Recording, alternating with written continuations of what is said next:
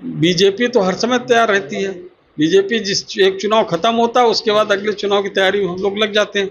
हम लोग हर समय तैयार हैं, लेकिन अगर पहले कराएंगे तो ये लोग कहेंगे कि लीजिए कि पूरा जो है ये लोग लोकतंत्र की हत्या कर दे रहे हैं, कुछ भी चुनाव कभी भी करा लेते हैं, अपने फायदे के लिए करा ले।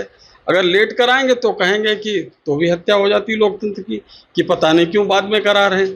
तो ये कुछ ना कुछ इनको कहना है विपक्ष को, लेकिन चुनाव तय समय पर सही समय पर होंगे और निश्चित रूप से भारतीय जनता पार्टी की प्रचंड बहुमत की राम मंदिर सरकार में चोरी हुई, एसआईटी जांच कर रही है। हम उनसे सवाल इसलिए नहीं करते हैं कि वो इस लायक भी नहीं बचे कि उनसे सवाल किए जाएं।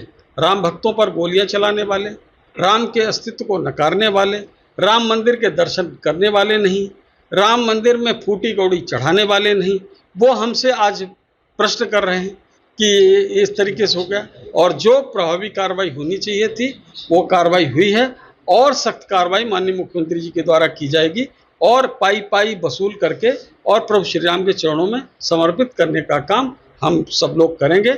और वे हमारे आस्था का विषय है, तो उनको तो आस्था ही नहीं है, राम के अस्तित्व को ही नकार रहे हैं। आज वो लोग सबसे बड़े राम भक्त बन गए, तो पहले जाके प्रभु श्री राम के यहाँ दर्शन करें और उसके बाद वहाँ कुछ चढ़ावा चढ़ाएं और फिर उसके बाद बात करें।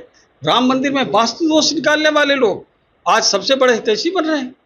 तो ये मैं दोहरा चरित्र इनका समझ में सबको आ रहा है और जो लोग गलतियां किए हैं उनको आप देख रहे हैं, एक एक करके उनको जेल भी भेजा जा रहा है और कड़ी से कड़ी सजा उनको दी जाएगी। अब वो मुगल राज भी नहीं हो सकता, वो सपने देखना बंद करें, वो मुंगेरी लाल की तरह सपना ना देखें कि कभी मुगल राज अब भारत में आने वाला है। अब भारत में राम राज ही चलेगा। भारत में ना तो तालिबानी राज चलेगा ना ही मुगल राज चलेगा। भारत में अगर कुछ राज चलेगा तो सनातन का राज चलेगा, राम का राज चलेगा और हम सब लोगों का राज चलेगा। और जो कि हमारे संविधान के संबद्ध जो नियम और शक्तियां हैं उसके संविधान के द्वारा राज चलाया जाएगा। किसी के लिए अलग अलग कानून बनाने का जो हम विरोधी हैं, हम कॉमन सिविल कोड लाकर सभी नागरिकों के लिए एक सा कानून बनाने का भी काम आगे करने जा रहे हैं। सर, मुख्यमंत्री अपने जनता तो समझी हुई है, देख रहे हैं ना। ऐसे बंगाल में भी लोग बोल रहे थे कि जनता समझ चुकी, फिर से वो बनेंगे। ये मान न मान मैं तेरा मेहमान वहाँ प्रचार करने के लिए पहुँच गए, ममता बनर्जी दौड़ा दिया फिर से, और उसके बाद जब चुनाव हार गए फिर के मैं तुम्हारे साथ हूँ। अरे भैया, वो पूछ ही नहीं रही, तुमको बुला नहीं रही, उसके बाद में मैं आपके साथ हूँ, मैं बुरे वक्त में आपके साथ हूँ। तुम अच्छे वक्त में गए तब तो उन्होंने पूछा नहीं, बुरे वक्त में भी तुम जबरदस्ती जा रहे हो, उनके गले पड़ रहे हो। तो वो तो आपसे मिलने हाथ मिलाने को तैयार नहीं है टीएमसी के लोग। अब टीएमसी का जो हश्र हुआ है वही समाजवादी पार्टी का 2027 के बाद हश्र होगा, आप देखते रहिए।